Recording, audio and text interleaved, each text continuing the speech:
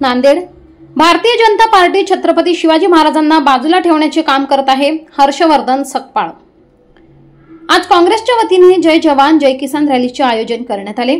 या कार्यक्रमासाठी आलेले काँग्रेसचे प्रदेशाध्यक्ष यांची प्रतिक्रिया घेतली असता ते म्हणाले की भारतीय जनता पार्टी हे छत्रपती शिवाजी महाराजांना बाजूला ठेवण्याचे काम करत आहे आणि ज्यांनी संविधान लिहिलं आहे त्या संविधानामध्ये बदल करण्याच्या दृष्टिकोनातून भारतीय जनता पार्टी प्रयत्न करत आहे, अशी टीका भारतीय जनता पार्टीवरती काँग्रेसचे प्रदेशाध्यक्ष हर्षवर्धन सकपाळ यांनी केली आहे. जय जवान जय किसान रॅलीचं उभ्या महाराष्ट्रामध्ये आयोजन करण्यात आलेलं आहे.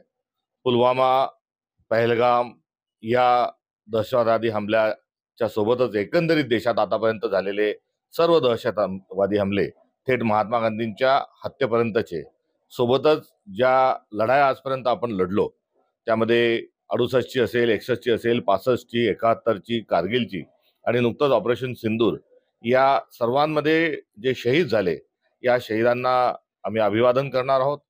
ऑपरेशन सिंदूर हे यशस्वी झाल्याबद्दल आम्ही लष्कराचं अभिनंदनही करणार आहोत.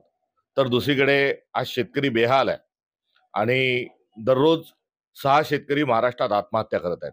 शेतमालाला भाव नाही. नुकताच अवकाळी पावसामुळे मोठ्या प्रमाणावर शेतकऱ्यांचं नुकसान झालेलं आहे. त्यासोबतच कर्जमाफीची घोषणा ही झालेली नाही आणि शेतकरी मोठ्या अडचणीत सापडलेला आहे. आणि या शेतकऱ्यांच्या अडचणीकडे सरकारचं लक्ष वेधत असताना एकूण शेतकऱ्यांच्या मागण्या मंजूर घेण्याच्या अनुषंगाने देखील आम्ही जोरकस प्रयत्न करणार आहोत. म्हणून जय किसान जय जवान या रॅलीचं आज खासदार श्रीयुत रवींद्रजी यांच्या नेतृत्वात आज नांदेड या ठिकाणी आयोजन करण्यात आलेलं आहे. आपण फक्त भाजपानं रॅली काढली, शिवसेनेनं काढली, आता काँग्रेस काढते. हा इव्हेंट एक मोमेंट आहे. तिरंगा रॅली काढणं हा सर्वांचा अधिकार आहे. भारत माता ही सर्वांची आहे आणि भारत मातेला अभिवादन करण्याकरता जर अशा प्रकारच्या रॅली जर निघत असतील तर त्याचं स्वागत आहे. भाजप ह्या प्रकारच्या रॅली काढत आहे याबद्दल आम्हाला विशेष आनंद आहे आणि त्यांचं अभिनंदनही करावंसं वाटतं. कारण या तिरंगा ध्वजाखाली स्वातंत्र्य संग्राम जो पुकारला गेला त्या स्वातंत्र्य संग्रामामध्ये त्यांचा सहभाग नव्हता.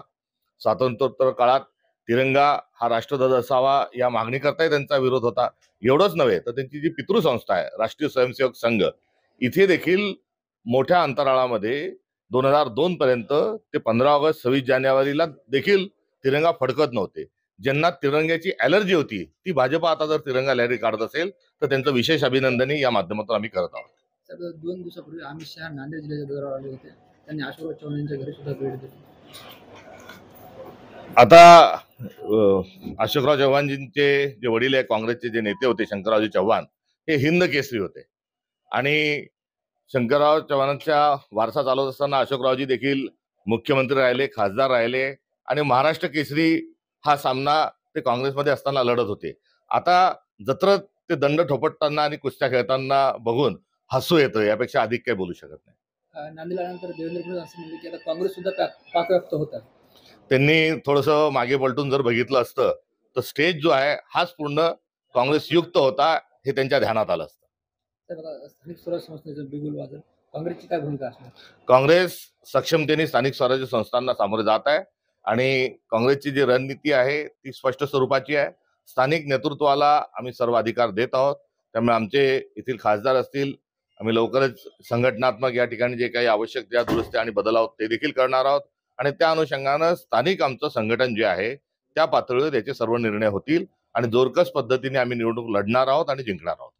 छत्रपती शिवाजी महाराज तुमचा आमचा सर्वांचा आराध्य दैवत आहे, पण सीबीएसई पॅटर्न मध्ये केवळ 68 शब्दामध्ये त्यांचा इतिहास लिहितो. छत्रपती शिवाजी महाराज हे उभ्या महाराष्ट्रातच नव्हे तर भारताचं देखील दैवत आहे आणि भारताचं संविधान लिहित असताना आणि संविधानाच्या मूळ प्रती जेव्हा प्रकाशित झाल्या तेव्हा छत्रपती शिवाजी महाराजांची तसबीर ही भारतीय संविधानामध्ये ही असण्याची तजवीज खास करून ही त्यावेळेस संविधान सभेच्या सर्व सदस्यांनी आणि संविधान निर्मात्यांनी ही केलेली होती.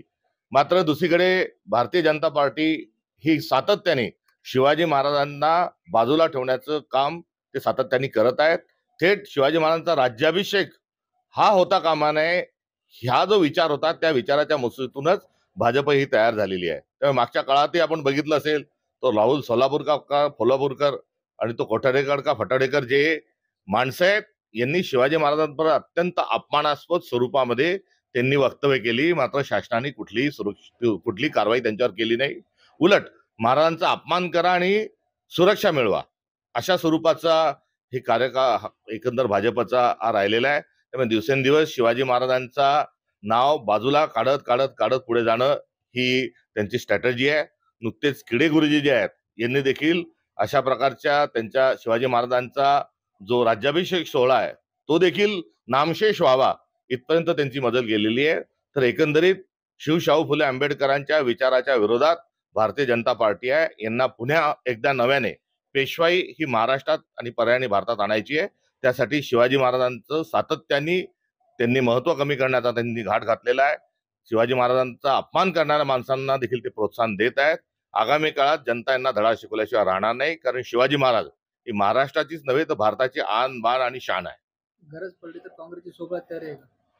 स्थानिक पातळीवर या संदर्भामध्ये आम्ही अधिकार दिलेले आहेत. स्थानिक पातळीवर जे निर्णय घेतील ते काँग्रेस पक्षाला मान्य राहतील. उत्तरचे जिल्हाध्यक्ष BR कदम सुद्धा भाजपात गेलेत का?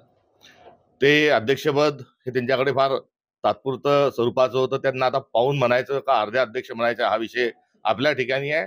मात्र अनेक दिवसांपासून तळ्यात मळ्यात अशी त्यांची बिचाऱ्यांची घुसमट होत होती. ना ते तळ्यात गेले ना ते मळ्यात गेले, ते फुफट्यात गेले. त्यांच्याबद्दल फक्त मी प्रेम आणि सहानुभूती